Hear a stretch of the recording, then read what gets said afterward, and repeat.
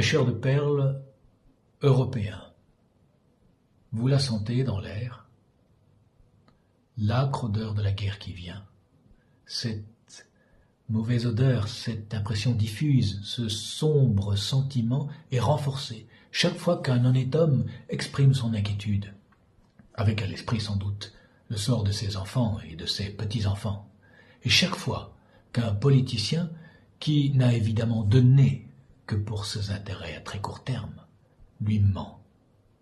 On nous dit « c'est la Russie », on nous crie « réarmement, réarmement ». Mais si l'on se réarmait pour se doter d'une armée digne de ce nom, qui serait en mesure de réellement nous protéger contre un réel danger, on aurait là un souhait et une ambition non seulement louable, mais aussi salutaire. Mais ce n'est pas de cela qu'il est question. Ce n'est absolument pas de cela qu'il est question. Le sombre dessein, le triste projet, d'après Richard Wolff, c'est de doter le continent européen d'une armée d'occupation. Pas une armée qui serait composée de tous les pays adhérents à l'Union européenne. Non, une armée très particulièrement colorée ethniquement et qui prendrait ses ordres, qui obéirait directement à... Allez, j'en dis pas plus, on regarde, mais que regarder, ce soit déjà comme entrer en résistance contre ce qui vient.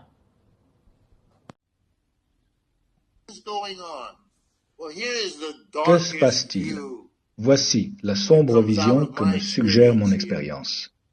Monsieur Merz est ce qu'il était auparavant, un employé de BlackRock. Le projet est de vider l'Europe de tout ce qu'elle possède encore. C'est un jeu auquel joue l'Amérique. J'abaisse vos tarifs si vous m'envoyez des ressources. Je vous dirai desquelles j'ai besoin et sous quelle forme. Nous planifierons tout ça comme il faut et toutes ces ressources aboutiront ici, aux États-Unis, suivant nos calculs stratégiques. Et vous, Européens, allez devoir dire adieu à votre sécurité sociale et vous allez devoir dépendre de celui d'entre vous qui sera la force répressive pour l'ensemble du continent européen. Et celui-là, ce sera l'Allemagne.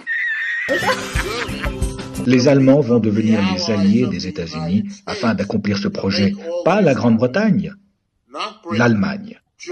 Ce ne sera pas une alliance anglo-américaine, mais quelque chose qui ressemblera plutôt, si je puis me permettre, au Troisième Reich, auquel les Allemands pensaient avant 1933.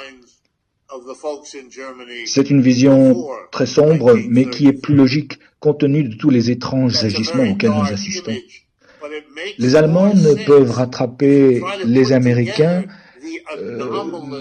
ils ne les rattraperont pas, mais ce n'est pas un problème, car avec l'argent qu'ils auront, ils achèteront les armes que les Américains se feront un plaisir de leur fournir en échange des ressources dont ils ont besoin. Ce sera décrit comme un juste échange. Nous, les Américains, vous vendrons les armes qu'il vous faut et vous nous enverrez l'argent que nous exigeons en retour. Et nous continuerons à faire ce que nous faisons depuis un demi-siècle, c'est-à-dire que nous vous vendrons les armes ou des armes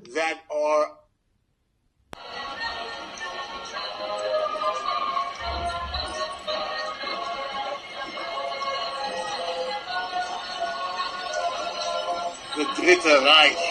Le Dritte Reich. Le Dritte Reich. Le Dritte Reich. obsolètes. Nous vous vendrons des armes obsolètes, car nous garderons les nouvelles pour nous, et d'ailleurs, vous n'aurez pas besoin des armes les plus modernes. pour la tâche qui vous sera assignée. Je peux me tromper. Ce sont des spéculations, évidemment. Mais mes spéculations sont plus en accord avec le cours des événements que tout ce que j'ai pu entendre ou lire ailleurs. Je sais que parmi vos invités, des gens comme Yanis Varoufakis, que j'écoute et qui m'aident à développer mon raisonnement, arrivent à leur manière à des conclusions assez semblables.